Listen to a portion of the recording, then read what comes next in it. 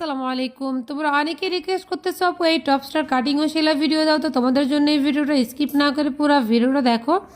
তো এখানে আমি হাফ বডির জন্য কিন্তু একটা পার্ট নিয়ে নিয়েছি। আর প্রথমে এই যে দেখতে পাচ্ছ পার্টটাকে এক ভাঁজ করে নিলাম।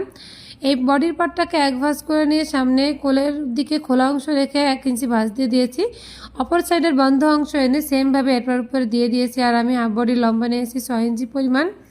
এখন আমি পুটের মাপ আর পুট গলার মাপ নিয়ে নিচ্ছি 2 ইঞ্চি পরিমাণ, আর মোট পুটের মাপ নিচ্ছি 5 ইঞ্চি পরিমাণ। আর এখানে আমি আর্মহোলের জন্য নিয়ে নিচ্ছি 4.5 ইঞ্চি পরিমাণ। আর বডি দিব 24 ইঞ্চি, তো 6 ইঞ্চি নিয়ে নিচ্ছি, 4 ছক 24, যেহেতু 4 পার্টে রয়েছে।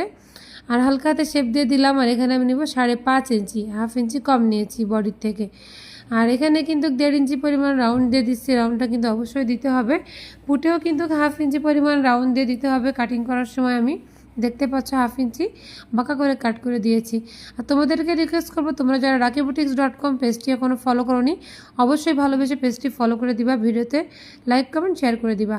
আর পিছন পাট আমি হাফ ইঞ্চি পরিমাণ কাটিং করে দেওয়ার পর দেখতে পাচ্ছ 2 ইঞ্চি মানে 4 ইঞ্চি পাবে। আর এই পটিটা যে ইঞ্চি ভাজতে রাখছিলাম 1 ইঞ্চি, ওটাকে আবার হাফ করে দিতে হবে। দেওয়ার পর আমি এখানে মোট 12 ইঞ্চি কলারের মাপ নিব। তো ওখান থেকে 4 ইঞ্চি পাবে, আর এখান থেকে ঘুরিয়ে আমি মানে 8 ইঞ্চি রাখবো। তো 4 রাখলে 8 হবে। এখানে আমি 4.5 নিয়েছি। পুটে হাফ ইঞ্চি সেলাই চলে গেলে এখানে আমি 8 ইঞ্চি পাবো, আর ওই 4 মোট 12 ইঞ্চি। তো 12 ইঞ্চি কলার কাটিং করলে এই গলাতে কিন্তু সেম হয়ে যাবে। পরে আমি নিচের ঘেরের জন্য কিন্তু এক পার্ট নিয়ে নিয়েছি, ছোটো বেবি 1.5 বছরের, এই কারণে বেশি ঘের লাগবে না। তো এক পার্টকেই সেমভাবে খোলা অংশ কোলের দিকে রেখে ভাঁজ দিয়ে দিয়েছি। অপর সাইডে এনে কিন্তু এটার উপরে 2 ভাঁজ 4 পার্ট করে দিয়েছি। নিচের থেকে 2 ইঞ্চি পরিমাণ রাউন্ড দিয়ে দিচ্ছি। আর এটা হচ্ছে ছোটো বেবি, এই জন্য ঘের বেশি না। আবারও বলতেছি, এক পার্টের মধ্যেই ঘের দিয়ে দিচ্ছি।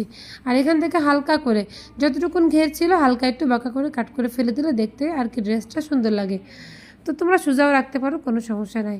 আর এটার কিন্তু পুরো সামনের বরাবর ফাড়া হবে, এই জন্য নিচে উপরে 2 জায়গাতে কিন্তু বোতাম পটির জন্য কাপড় ভাঁজ দিয়ে রাখা। আর এটা হচ্ছে হাতার জন্য কাপড় নিয়ে নিয়েছি। 2 বা 4 পাট করে নিয়ে নিচের থেকে 2 ইঞ্চি পরিমাণ এভাবে রাউন্ড করে দিয়েছি।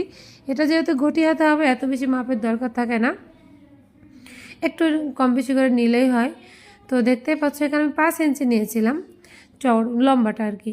আর এখানে আমি কলারের জন্য একটা কাপড় নিয়ে নিয়েছি। এটা হচ্ছে 4 ইঞ্চি পরিমাণ লম্বা নিয়ে নিয়েছি। আর চওড়াতে যতটুকুন ছিল অতটুকু 2 ভাঁজ 4 পাট করে নিয়ে এই যে খোলা অংশের দিক থেকে কাটিং করব।